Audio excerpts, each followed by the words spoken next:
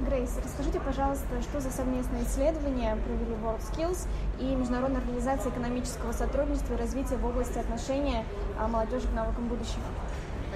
Please tell more about the survey that WorldSkills International and the Organization for Economic Cooperation and Development conducted together about the youth attitude towards the future skills. Yes, because a lot of time these decisions about how young people learn at school or how they get support from school are actually being made for them by older people. So it hasn't been so often that they are being asked to tell us what they really think, especially about the future skills and how future skills will affect their life, especially in the future careers, etc. So that was the starting point when we thought that it would be great to have a global survey to ask young people what they really think. And the OECD has a goal that is really in alignment with WorldSkills, and that's how we partnered up together to launch a global survey targeting all the G20 countries.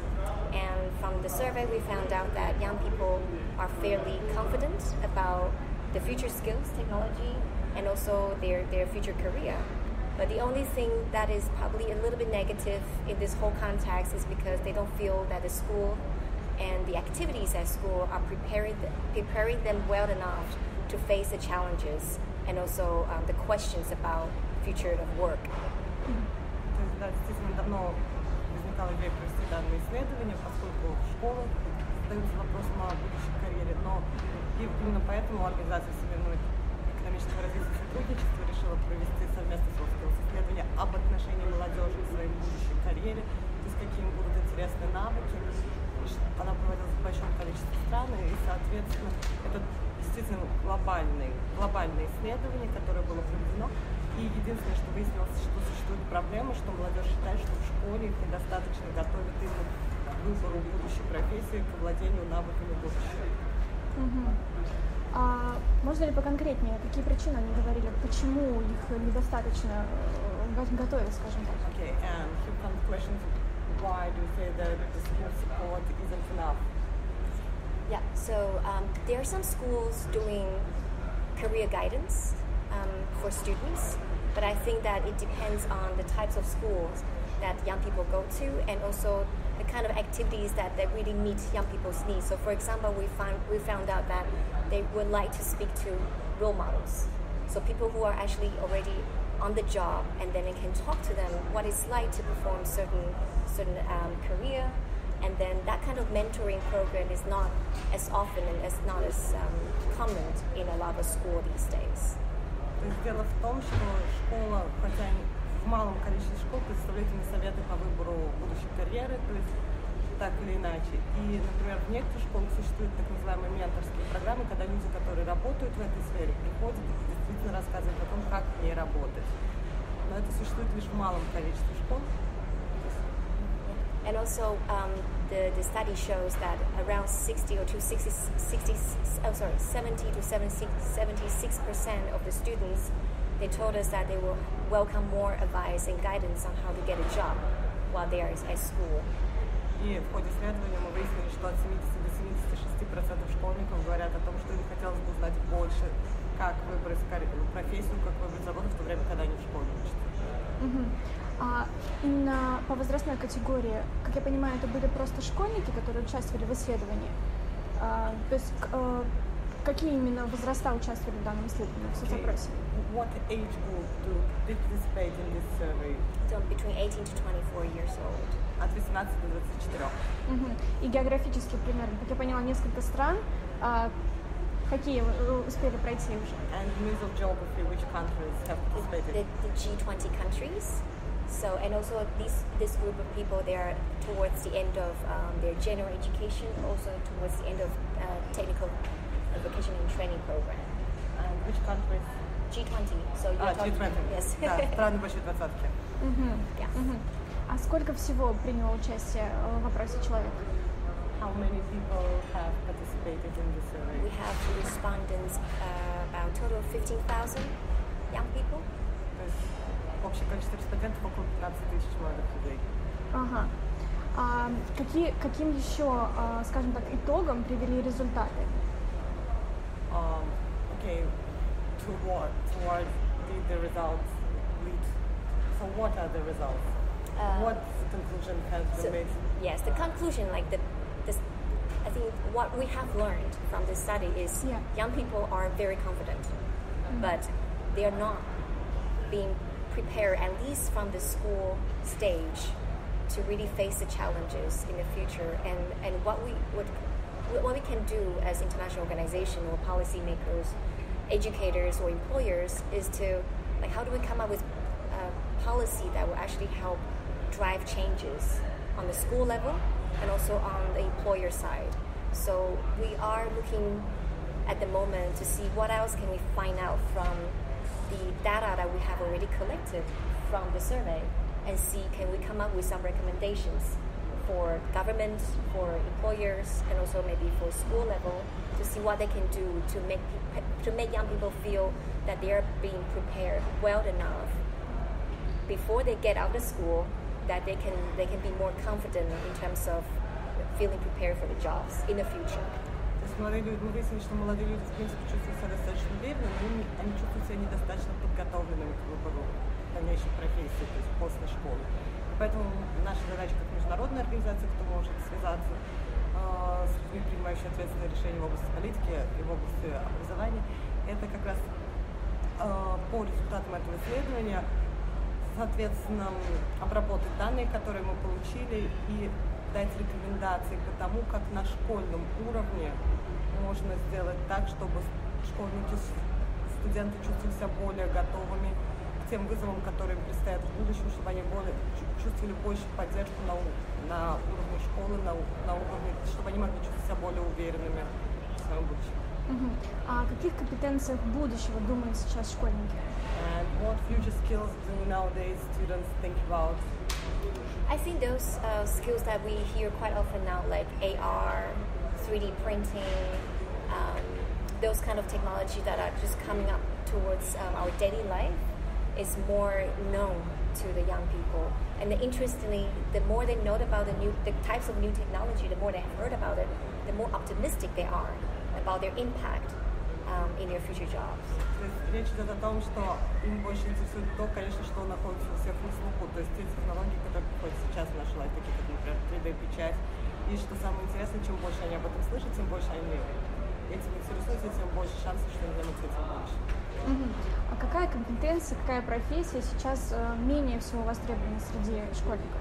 And which skill, which profession is the least demanded by students? This is not part of the study. Это не было частью исследования.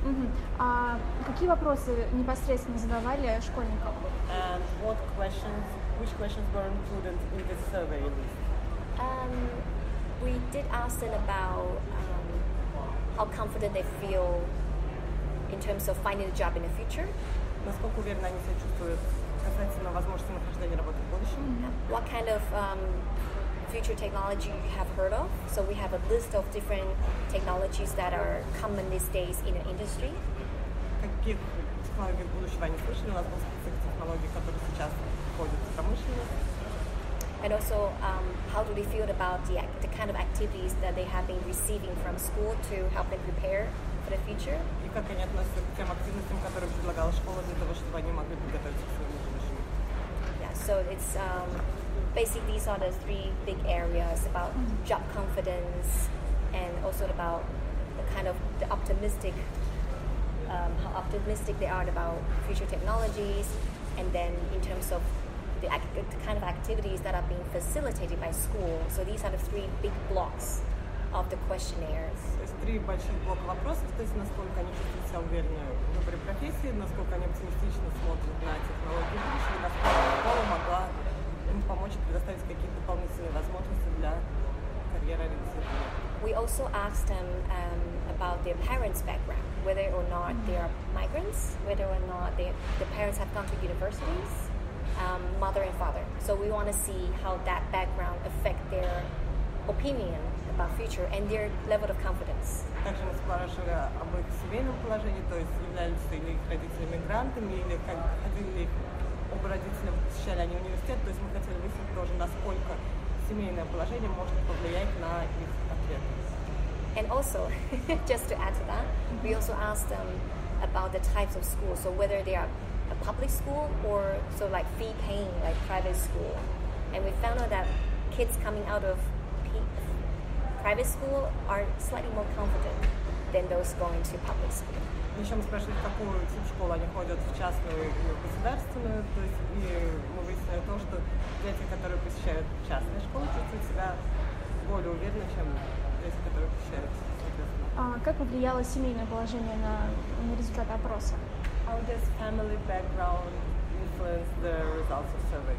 Yeah, definitely the higher educated the parents are, the more confident young people are in general. It's quite Да, конечно, повлияло, что очевидно, чем более высокообразованные родители, тем более уверенно себя чувствуют дети. И вот говоря о технологиях, потому что там был список, как я поняла, было оборудование, наиболее популярные, скажем так, 3 наиболее популярные технологии, которые известны молодым, которые, возможно, ими пользуются.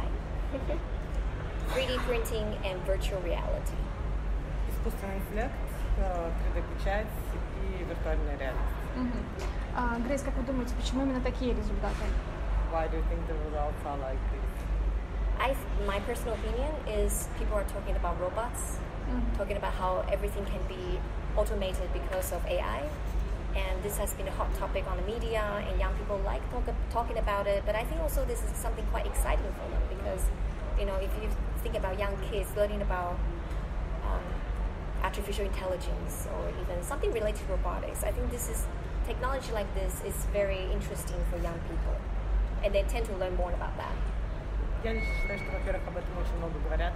Сейчас очень много говорят об искусственном интеллекте, о роботах, это везде в СМИ, и, соответственно, тоже влияет частично на выбор. Но плюс, действительно, очень волнующе детей, когда они это видят, когда они об этом думают, что даже маленький ребенок слышал о чем-то связанном с роботами, и, соответственно, это его так или иначе интересует.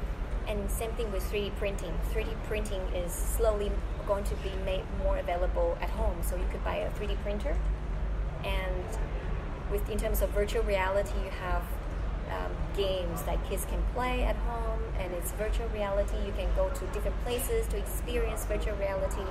And also in a school context, there are some schools adopting virtual reality to help students learn more, and in a way, more engaging learning experience as well. So I guess because these 3 technologies are being used nowadays, a little bit more common than the others.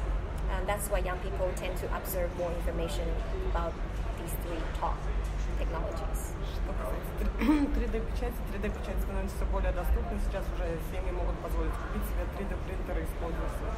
То же самое с виртуальной реальностью, поскольку дети в основном играют в игры, которые используют виртуальную реальность, также они могут посетить множество мест, в которых используется виртуальная реальность. А также некоторые школы используют виртуальную реальность в качестве дополнения к основной системе обучения для того, чтобы дети могли получить много опыта. То есть эти 3 технологии больше всего находятся на слуху и более знакомы детям сейчас. Именно с этим связан такой интерес. И, Грейс, хотела бы узнать ваше личное мнение, как вы считаете, за какими профессиями будущее? So now, your personal opinion, what do you think, which will be the professions of future? Profession of the future, like the most, out of the technology that we're listing down. Да, вообще. Just in general. I definitely think AI is on top of my list as well. Like anything to do with artificial technology, because artificial intelligence, because it can be applied in so many different fields, and not just producing robots. I mean, on the industrial area and also service area. You've heard about Japan having this hotel that only is operated by robots. So I think this is coming on, from my personal point of view, going to be the kind of future skill or job in there.